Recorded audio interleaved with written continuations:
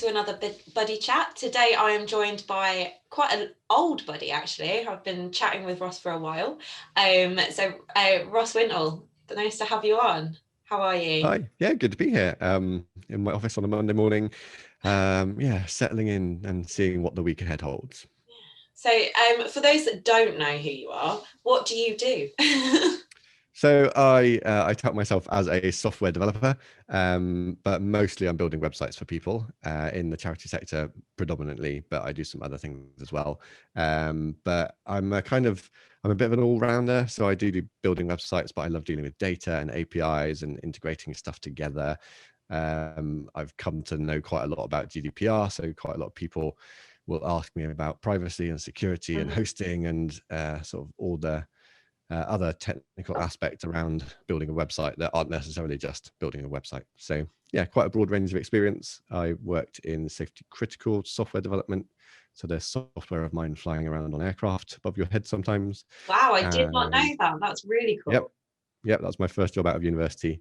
And yeah, I worked in a big like corporate hosting department for about 8 years in total.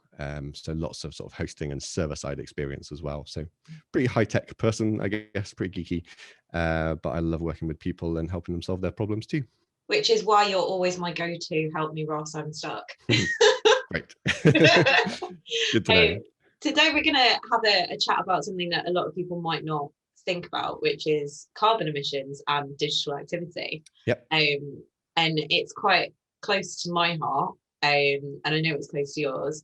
And as we were chatting before we started hitting record, we probably shouldn't be videoing this because that's one of the things that's got the biggest carbon emission of all our digital activity. Yep. Yeah, so this has come onto my radar recently. I've got a friend called Hannah who's involved in a little group of people called Green Tech Southwest.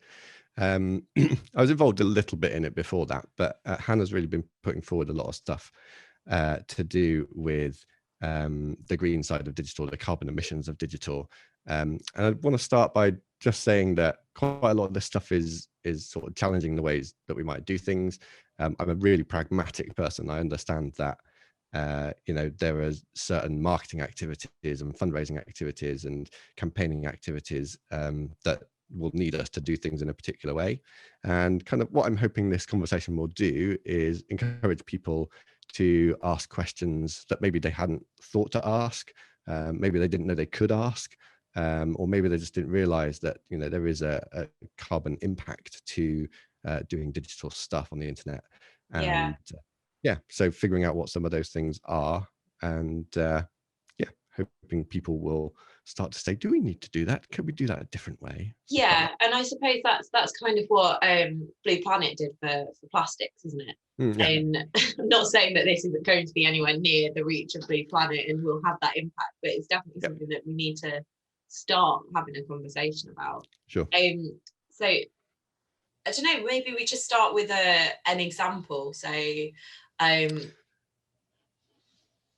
charity that we won't name is doing maybe some fundraising activities that need to, I mean, we're in a pandemic, so you can't have face-to-face. So they've decided to do an online virtual event as a fundraiser. What might they need to consider in that situation? That's really interesting. Interesting way of coming at it. I wasn't expecting you to come at it. Sorry, it's just So I think one of the things to consider is, so I'm reading a book called Worldwide Waste, which is written by a guy called Jerry McGovern, and he talks about how we create all this stuff on the internet, and he points out that it takes energy to store digital stuff, and it takes energy to transmit digital stuff. But he also points out, like, there are some incredible statistics in his book, which is really well researched, about how much data we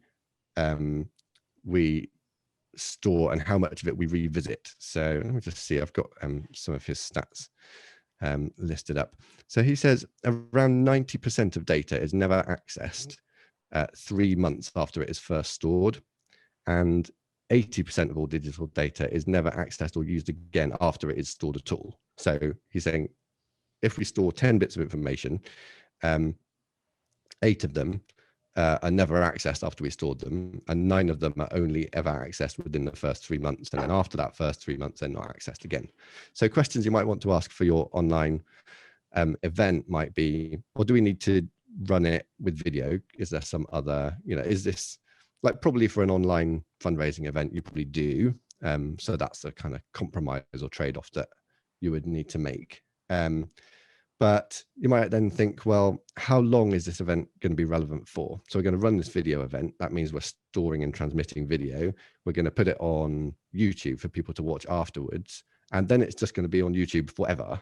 Is that something that we want to do? Or can we like cleanse and review what is on our YouTube channel and delete some of it after some time, because actually it's not relevant anymore, or people aren't going to be watching it again, so we might as well delete it? And then that's actually, and it seems like a tiny thing to do, but with the climate, so many of those tiny things are things that huge numbers of people doing them repeatedly over a period of time just mount up and mount up and mount up. And that kind of active action as well could be taken into content management.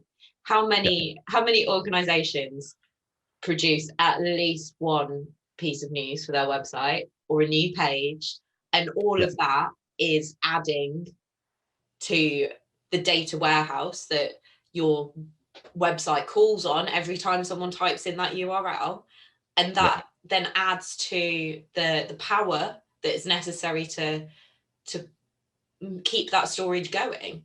So maybe it's there is the one thing that we could take away is maybe having a limit to the length of time that you keep your blogs or news items on there. I mean, who needs to know what happened 5 years ago in your organization? And actually, is that necessary on your website?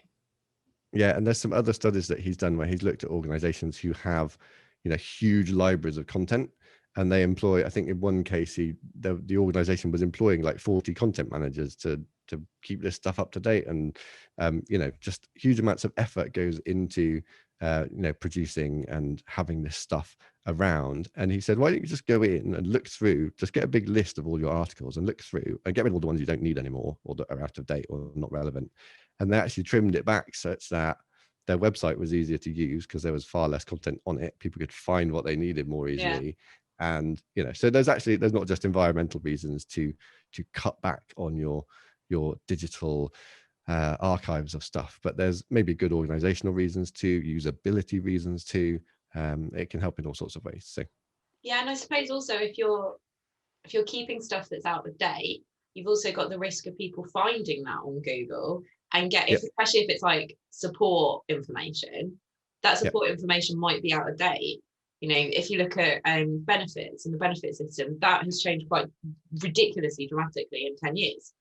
And if you're new to the UK and you don't know and you're trying to research what benefits you can get, you might come across something that's really out of date and that would give you the wrong information, which is quite a danger to the organisation as well. It's quite a reputational risk there.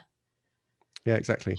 So there's could we use audio or text to do something instead of using video? That cuts back quite a lot. Even in terms of video, the quality of your video can affect how much energy you're using to store and transmit as well.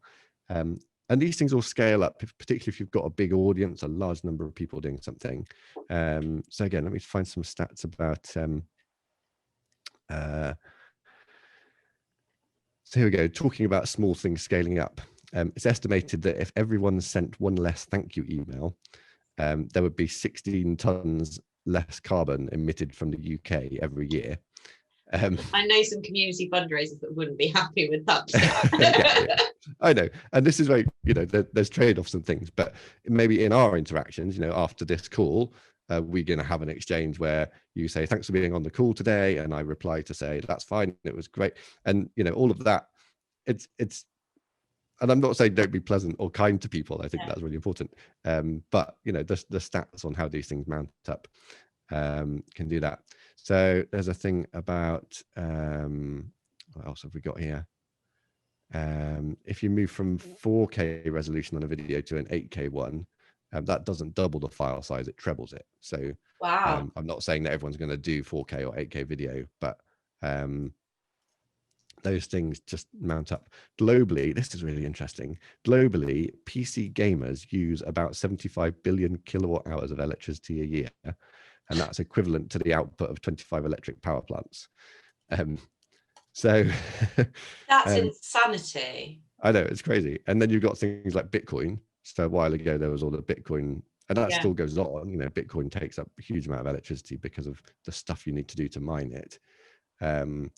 Yeah, so maybe that's something. I know some charities sort of considered accepting Bitcoin for fundraising payments, but actually Bitcoin is an incredibly like dirty and inefficient way of moving money around. So yeah, there's all sorts of stuff like that. Yeah, and I suppose especially as charitable organisations that exist to, well, obviously they'll have one main mission, but as a kind of group, our main mission is to do good and not to affect things in a negative way. So if we're working to kind of reach our individual missions and collectively that's impacting in a negative way, it's going to be really, really tough. And there are obviously things that we can all do as individuals working in the space that will help to try and offset that kind of thing. But is there something like collectively as a sector that we could start to kind of look at, like how might we be able to offset the huge amounts of data that's being collected through fundraising platforms, for example, when someone gives £5 to Just Giving, what's that impact, or another fundraising tool? And I think there's definitely a kind of deeper conversation that needs to be had across the space, and how that can support, because as I'm on a mission to improve people's digital skills in the sector and kind of push that message forward, there's obviously that negative impact that I need to consider. And yeah, I mean, what as a software engineer and a web developer, what are you doing? Is there anything that's specific that you're doing to try and offset? So I feel really bad because I got a new laptop last week, but the reason for that is that I'd had my old one for 7 years. Yeah. And there are many people in my industry who, they're always on top of the latest technology. They've got, the fastest, newest thing that's just out. So like personally, one of the things I try to do is keep stuff running for as long as possible. I think within the sector, and just having an awareness of the fact that that these things have an impact is a start. And then, during something like a web project, you might have your monetary budget and you might have your time budget. But do you also have something like some kind of carbon budget, or for usability purposes, you might have like a page load speed budget that says how fast does a page on the website load? And some of these things are actually sort of intertwined with each other. So if your website loads quickly because it's lightweight and doesn't have too much, high resolution images and, embedded videos and stuff like that, then that's good for usability because your page loads quicker. It's good for your search engine rankings because Google like fast loading pages. And it turns out your page is probably, because it's a lightweight page, it's probably also using less power to transmit it. And there's an online carbon calculator, which you can go to, where you can put your website in and it will tell you, or do some calculations based on some research that some people have done, and it will sort of tell you where in the scale of website greenness you are. Oh wow. So you definitely could gonna have like to share that. yeah. we can put a link to that in the description of the video. But that's a really, and particularly if you're a charity and you're caring about the environment in other ways, just popping your website into there might reveal that it's actually not great. And if you get again, it's the accumulative across a large number of visitors, it all mounts up. So having those kind of budgets, the awareness to put those kinds of requirements into your briefing documents for getting things made for you, I think would be a really good starting point, if nothing else. And do you think there's many people like doing the work that you do that will have the knowledge to be able to support charities through I those think it's I brief. think it's growing. I think Yeah, there is a growing movement um, towards green hosting, and there's always movements towards better usability and accessibility. But then there's always this fight and these trade-offs around, but we want to use video because video is great for storytelling. And I totally accept that yeah, as a positive thing. A video, the ease with which we can make video now is really quite incredible. But yeah, just be aware that if you're doing that, that might have a cost, and not to just, maybe even on your social platforms, can you do something with sort of some highly impactful text thing, or just an image rather than a video? Yeah, they're all just things to consider and have on your balance of trade-offs when you're creating content. yeah. I mean, I guess like as humans accepting the global climate crisis, you're constantly battling with trade-offs, aren't you? Because you're trying to work out, I've recently been on quite a journey to sort out my household products, make sure that they're plastic free, they're chemical free, but then you've got that trade-off of, I live in quite an old house, I live in a hard water area, so sometimes you kind of need the chemicals to actually make it clean. Yeah. And And to it's the cut same with through that things. lime scale. It's the same with things like plastics. Plastics have transformed our world for the better, and there's all sorts of Exactly. amazing things that you can do with plastics. But then, I walk down the middle aisles of Lidl or Aldi, and you just see all the tat that's on sale. And it's the same with digital. There's so much digital tat. There's is there like a middle aisle of Facebook or something that you walk down, and you're just looking at all this stuff that's coming at you. And so much of it now is high bandwidth video, the stories that people, the stories features that are now on all the platforms. And maybe your trade-off is, okay, well, as an organization, I want to use these features because they're having an impact and they're helping achieve the goal of the organization. But maybe then in your personal life, you might say, I'm going to balance that by scaling back and not using stories and not posting so much video and stuff in my personal life, in order to kind of make a bit of impact that way. It's it's a really tough one, and we're definitely not going to solve it in this call. Or probably with a series of calls with loads and loads of intellectuals and academics in the field knowing what they do. One of my friends, actually, or two of my friends, have set up a kind of call to arms, I suppose, where they're trying to get every single person in the UK and beyond to sign up and pledge that they will do something weekly and keep and maintain it. So they're now called Every One of Us, but they used to be called something different. But I will also add their link in, because they've just people that launched helped with the food map. Or was that someone else? No. These are people that I met when I went to kind of explore Be More Digital as a kind of startup, and they were really, really influenced by the Extinction Rebellion activity, kind of on Waterloo Bridge 2 years ago now, I think. And they kind of, they were really awoken by that activity, like I think a lot of people were, and they just felt kind of powerless, but then realized that if they did a small action and encouraged other people to do small actions, then actually we could turn around the situation, and we might be able to stop the horrific impact that we as humans have made from killing the world. And there is also the social proof aspect of it, and the because it's fine for me to maybe take a web brief from a client and try and encourage them to factor into it some kind of carbon budget or some page load budget or something. But then, like, is there some way that we can then tell the world that we've done that? So when we launch that project, can we put the little carbon calculator percentage, the number somewhere on the website, so that people go, oh, what's that? Hang on a minute.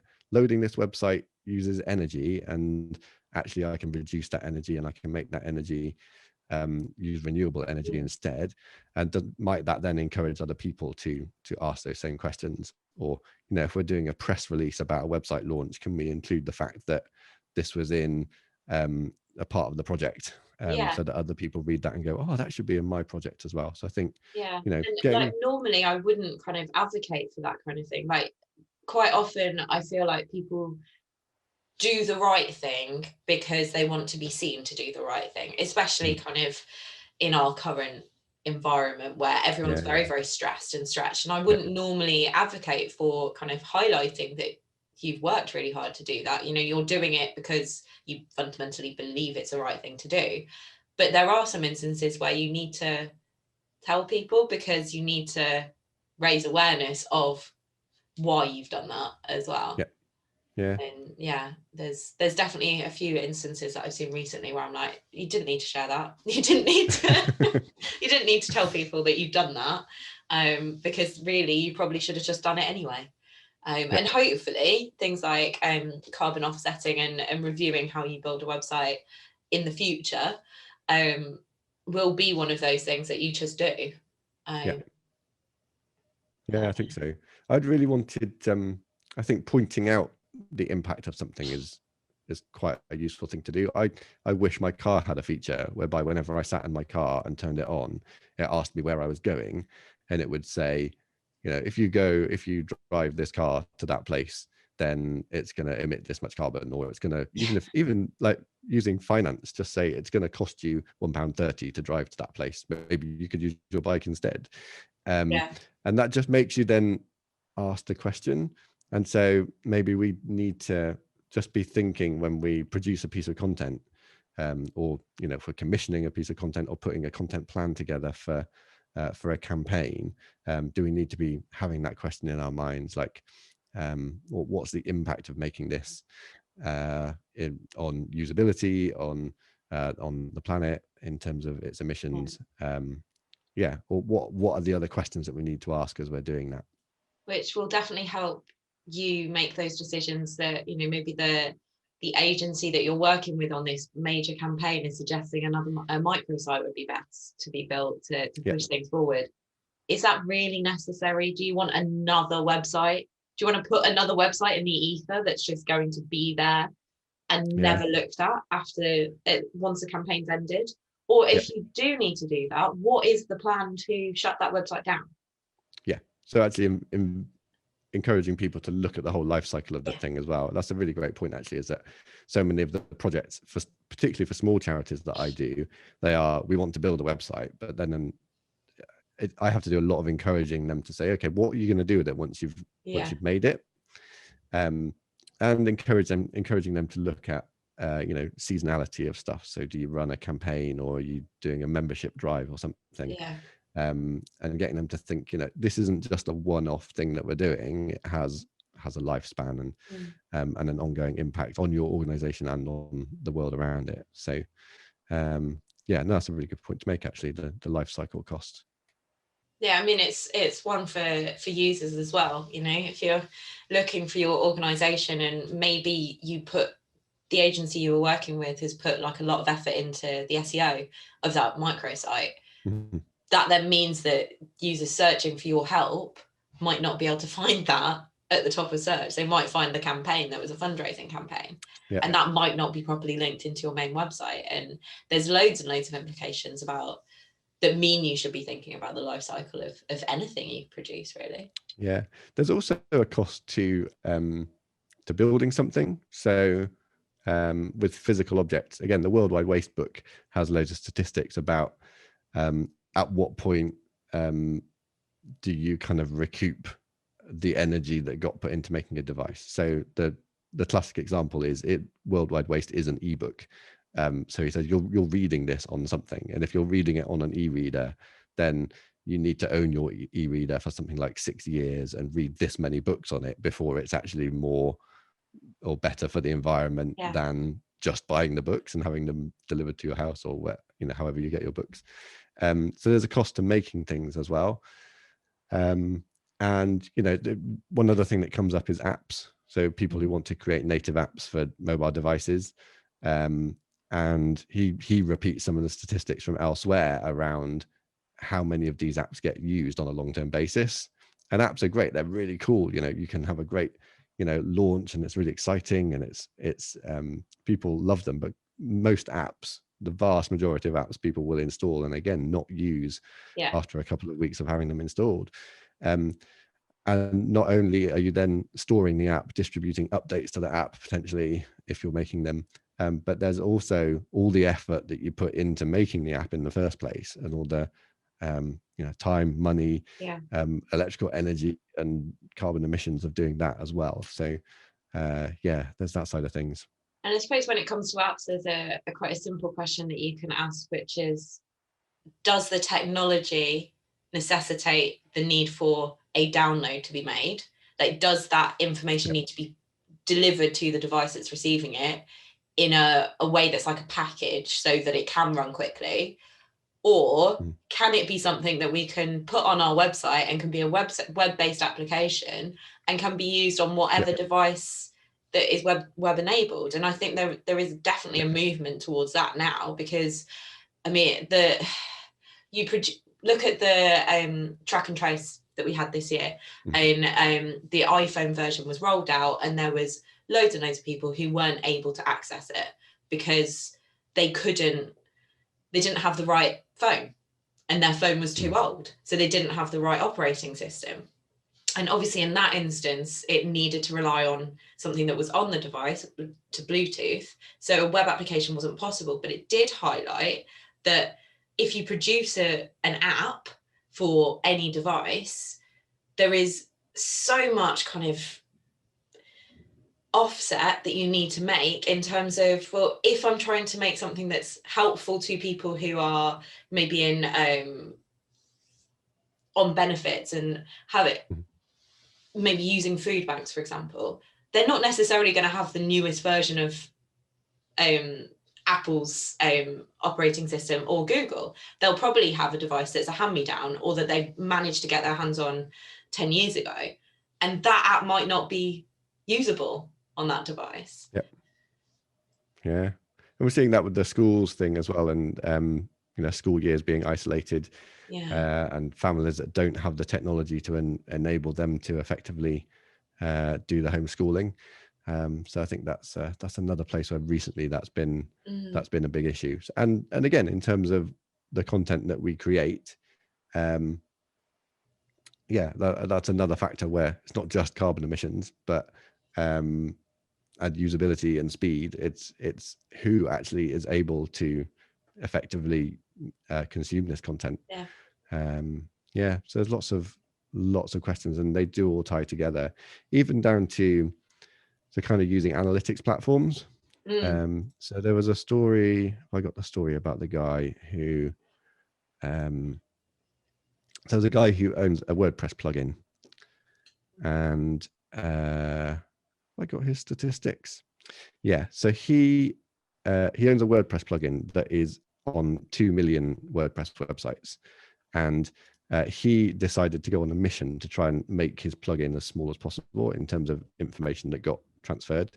And he reduced the code that his website sends to every visitor by a single kilobyte, which is not a huge amount, and it was quite easy for him to do. And he estimated that because those 2 million websites, he did some maths around how many visitors those 2 million websites might get, and he estimated that in taking a single kilobyte off of one of the files in his plugin, he would save 2,950 kilograms of carbon per month, just in terms of transferring that data. That's incredible, and it just goes to show that those small changes done at scale can really, really make a difference. Going beyond digital, having that one day where you're vegetarian to start off with can make that difference. If all of us do it, it multiplies up and it scales up. And actually incredible. Having one day where you're not eating meat, if you are a raging carnivore, isn't that difficult? And so just sort of in addition to that, we might then think about, okay, well, and here's where more things plug together. So if we decided we weren't to use Google Analytics, the Google Analytics script is 19 kilobytes. So bear in mind that this guy, he took a single kilobyte off his script. Yeah. So if we decided not to use Google Analytics, we might choose to use some simpler analytics system that's more privacy friendly. It might speed up our website. It might be better for user privacy, and it might also be reduce the carbon emissions over a very large number of page loads. So, but you know, some people actually need all the features of Google Analytics, and some people don't actually. Google Analytics is far too complicated for them, and there might be some simpler way that they can just gather some page view statistics if that's all that they need. And again, like Facebook buttons or like embedded tweets and things like that, the scripts that the social media companies use are pretty big. So Facebook's script that it loads if you want to do anything on a website is 61 kilobytes, which is quite big. So if you have an official Facebook embedded like button, you're downloading all of that and then all the pictures and stuff. And there are much more efficient ways to have Facebook like and share buttons on your site. So again, coming into this, can we create a budget for performance and a budget for speed and a budget for carbon, and then working towards all of those budgets at the same time by doing the same things effectively? Yeah, there's so much you can you can do one action and tick all the boxes, you know, the carbon emissions, the accessibility, the user friendliness, so much. Exactly. Awesome. Well, on that really positive note, let's wrap up, and we'll definitely book in a chat to talk about analytics at some point as well, because cool. I think there's some good questions to ask around that, because there are some new analytics players in the market. I think everyone just defaults to what's been there for the whole time. I mean, I'm one of them as well, so I'm really eager to have that conversation. Cool. We can do that too. I'll see you soon, Ross. Thanks a lot. Great stuff. Great to chat, Bobby.